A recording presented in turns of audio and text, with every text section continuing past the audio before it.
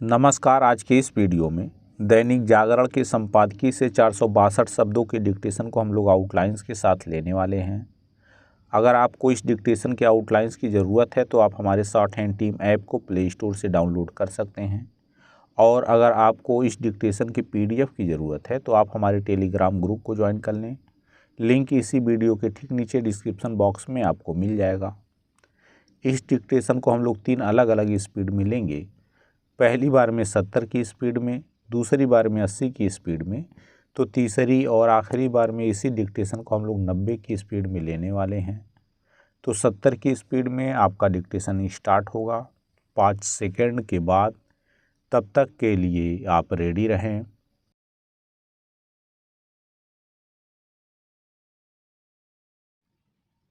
Start. Haryana में मनोहर लाल ने जिस तरह त्यागपत्र दिया और फिर नए मुख्यमंत्री के रूप में भाजपा के प्रदेश अध्यक्ष नायब सिंह सैनी ने उनकी जगह कमान संभाल ली, वह इसलिए अप्रत्याशित है क्योंकि यह सब आम चुनाव से ठीक पहले हुआ। नायब सिंह सैनी अन्य पिछड़ा यानी OBC वर्ग से आते हैं। स्पष्ट है कि भाजपा ने जाट राजनीति के गढ़ समझे जाने वाले हरियाणा में इस वर्ग को एक संदेश दिया है। इस संदेश का महत्व इसलिए भी है क्योंकि इन दिनों राहुल गांधी देश भर में यह प्रचारित करने में लगे हुए हैं कि भाजपा OBC की अनदेखी कर रही है।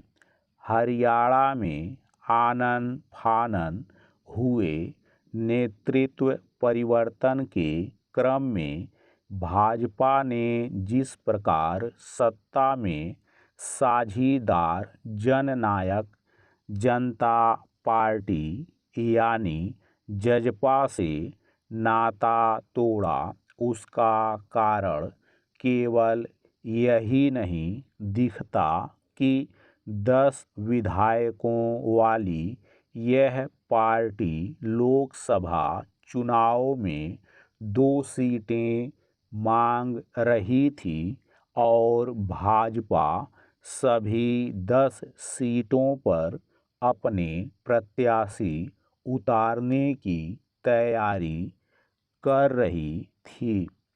इसके पीछे एक अन्य कारण लोकसभा चुनाव के बाद इसी वर्ष के अंत में होने वाले विधानसभा चुनावों में अपनी स्थिति मजबूत करना भी है।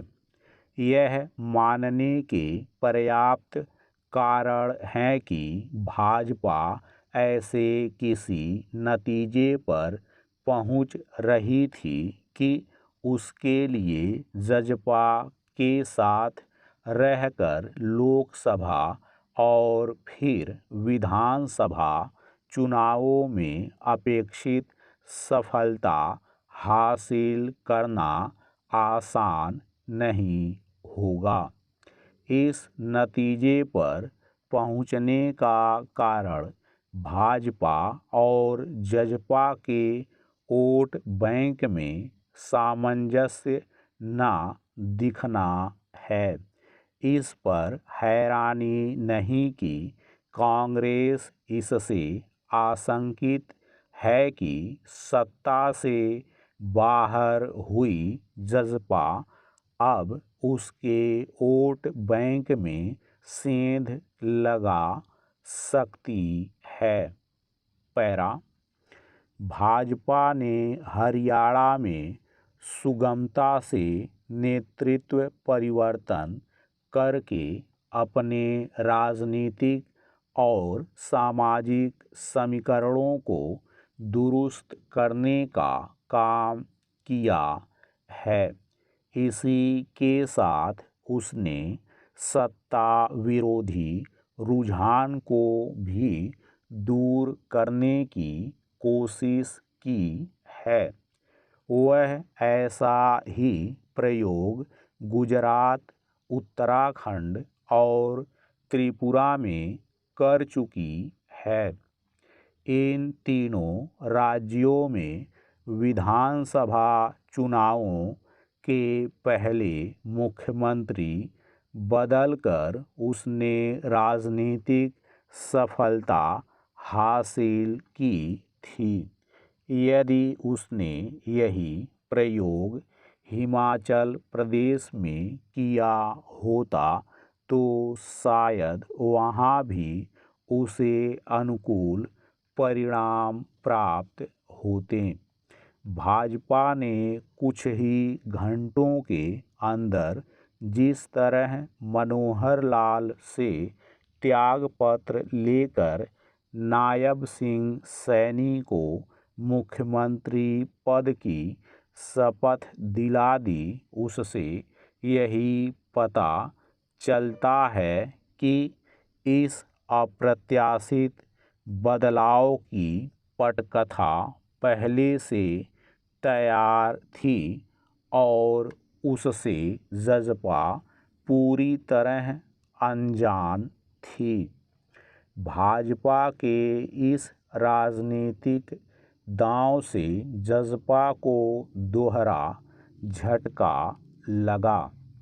वह सत्ता से तो बाहर हुई ही उसके कई विधायक भाजपा के साथ खड़े हो गए। यह देखना शेष है कि क्या उनकी संख्या इतनी है कि वे दल बदल निरोधक कानून से बचे रहें।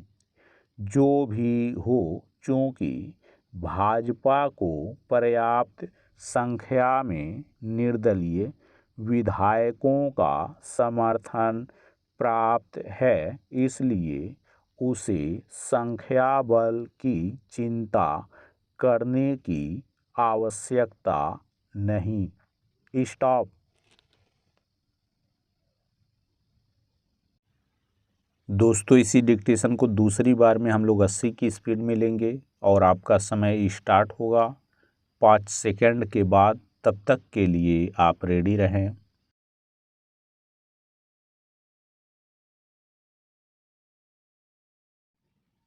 स्टार्ट। हरियाणा में मनोहर लाल ने जिस तरह त्यागपत्र दिया और फिर नए मुख्यमंत्री के रूप में भाजपा के प्रदेश अध्यक्ष नायब सिंह सैनी ने उनकी जगह कमान संभाल ली, वह इसलिए अप्रत्याशित है क्योंकि यह सब आम चुनाव से ठीक पहले हुआ। नायब सिंह सैनी अन्य पिछड़ा यानी ओबीसी वर्ग से आते हैं। स्पष्ट है कि भाजपा ने जाट राजनीति के गढ़ समझे जाने वाले हरियाणा में इस वर्ग को एक संदेश दिया है। इस संदेश का महत्व इसलिए भी है क्योंकि इन दिनों राहुल गांधी देश भर में यह प्रचारित करने में लगे हुए हैं कि भाजपा ओबीसी की अनदेखी कर रही है। हरियाणा में आनन फानन हुए नेतृत्व परिवर्तन के क्रम में भाजपा ने जिस प्रकार सत्ता में साझीदार जननायक जनता पार्टी यानी जजपा से नाता तोड़ा, उसका कारण केवल यही नहीं दिखता कि 10 विधायकों वाली यह पार्टी लोकसभा चुनाव में 2 सीटें मांग रही थी और भाजपा सभी 10 सीटों पर अपने प्रत्याशी उतारने की तैयारी कर रही थी। इसके पीछे एक अन्य कारण लोकसभा चुनावों के बाद इसी वर्ष के अंत में होने वाले विधानसभा चुनावों में अपनी स्थिति मजबूत करना भी है। यह मानने के पर्याप्त कारण हैं कि भाजपा ऐसे किसी नतीजे पर पहुंच रही थी कि उसके लिए जजपा के साथ रहकर लोकसभा और फिर विधानसभा चुनावों में अपेक्षित सफलता हासिल करना आसान नहीं होगा।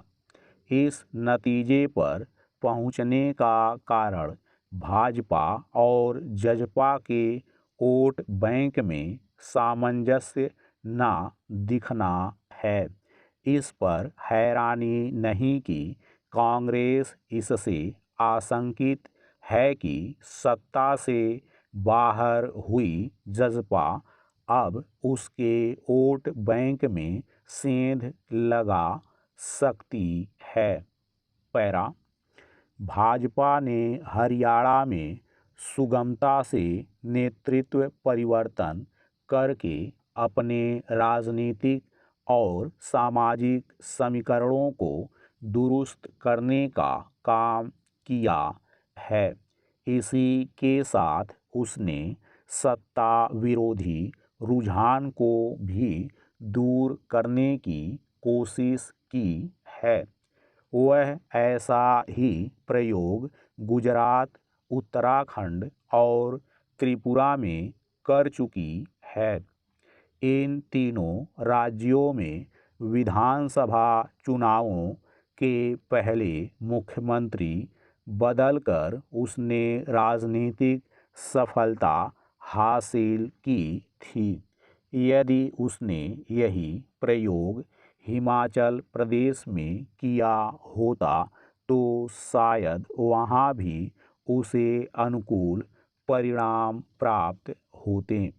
भाजपा ने कुछ ही घंटों के अंदर जिस तरह मनोहर लाल से त्यागपत्र लेकर नायब सिंह सैनी को मुख्यमंत्री पद की शपथ दिला दी, उससे यही पता चलता है कि इस अप्रत्याशित बदलाव की पटकथा पहले से तैयार थी और उससे जजपा पूरी तरह अनजान थी। भाजपा के इस राजनीतिक दांव से जजपा को दोहरा झटका लगा। वह सत्ता से तो बाहर हुई ही, उसके कई विधायक भाजपा के साथ खड़े हो गए। यह देखना शेष है कि क्या उनकी संख्या इतनी है कि वे दल बदल निरोधक कानून से बचे रहें। जो भी हो, चूंकि भाजपा को पर्याप्त संख्या में निर्दलीय विधायकों का समर्थन प्राप्त है, इसलिए उसे संख्या बल की चिंता करने की आवश्यकता नहीं। स्टॉप।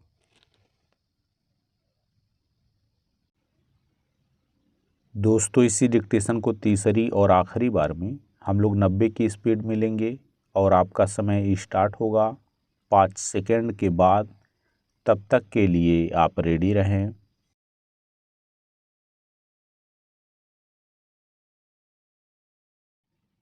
स्टार्ट।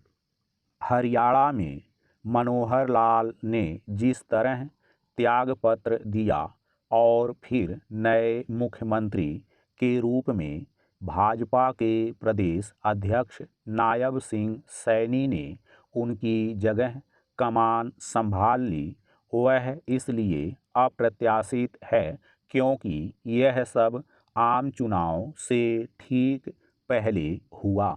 नायब सिंह सैनी अन्य पिछड़ा यानी ओबीसी वर्ग से आते हैं। स्पष्ट है कि भाजपा ने जाट राजनीति के गढ़ समझे जाने वाले हरियाणा में इस वर्ग को एक संदेश दिया है। इस संदेश का महत्व इसलिए भी है क्योंकि इन दिनों राहुल गांधी देश भर में यह प्रचारित करने में लगे हुए हैं कि भाजपा ओबीसी की अनदेखी कर रही है। हरियाणा में आनन फानन हुए नेतृत्व परिवर्तन के क्रम में भाजपा ने जिस प्रकार सत्ता में साझीदार जननायक जनता पार्टी यानी जजपा से नाता तोड़ा, उसका कारण केवल यही नहीं दिखता कि 10 विधायकों वाली यह पार्टी लोकसभा चुनाव में 2 सीटें मांग रही थी और भाजपा सभी 10 सीटों पर अपने प्रत्याशी उतारने की तैयारी कर रही थी। इसके पीछे एक अन्य कारण लोकसभा चुनाव के बाद इसी वर्ष के अंत में होने वाले विधानसभा चुनावों में अपनी स्थिति मजबूत करना भी है। यह मानने के पर्याप्त कारण हैं कि भाजपा ऐसे किसी नतीजे पर पहुंच रही थी कि उसके लिए जजपा के साथ रहकर लोकसभा और फिर विधानसभा चुनावों में अपेक्षित सफलता हासिल करना आसान नहीं होगा। इस नतीजे पर पहुंचने का कारण भाजपा और जजपा के वोट बैंक में सामंजस्य न दिखना है। इस पर हैरानी नहीं कि कांग्रेस इससे आशंकित है कि सत्ता से बाहर हुई जजपा अब उसके वोट बैंक में सेंध लगा सकती है। पैरा भाजपा ने हरियाणा में सुगमता से नेतृत्व परिवर्तन करके अपने राजनीतिक और सामाजिक समीकरणों को दुरुस्त करने का काम किया है। इसी के साथ उसने सत्ता विरोधी रुझान को भी दूर करने की कोशिश की है। वह ऐसा ही प्रयोग गुजरात, उत्तराखंड और त्रिपुरा में कर चुकी है। इन तीनों राज्यों में विधानसभा चुनावों के पहले मुख्यमंत्री बदलकर उसने राजनीतिक सफलता हासिल की थी। यदि उसने यही प्रयोग हिमाचल प्रदेश में किया होता तो शायद वहाँ भी उसे अनुकूल परिणाम प्राप्त होते। भाजपा ने कुछ ही घंटों के अंदर जिस तरह मनोहर लाल से त्यागपत्र लेकर नायब सिंह सैनी को मुख्यमंत्री पद की शपथ दिला दी, उससे यही पता चलता है कि इस अप्रत्याशित बदलाव की पटकथा पहले से तैयार थी और उससे जजपा पूरी तरह अनजान थी। भाजपा के इस राजनीतिक दांव से जजपा को दोहरा झटका लगा। वह सत्ता से तो बाहर हुई ही, उसके कई विधायक भाजपा के साथ खड़े हो गए। यह देखना शेष है कि क्या उनकी संख्या इतनी है कि वे दल बदल निरोधक कानून से बचे रहें। जो भी हो, चूंकि भाजपा को पर्याप्त संख्या में निर्दलीय विधायकों का समर्थन प्राप्त है, इसलिए उसे संख्या बल की चिंता करने की आवश्यकता नहीं। स्टॉप।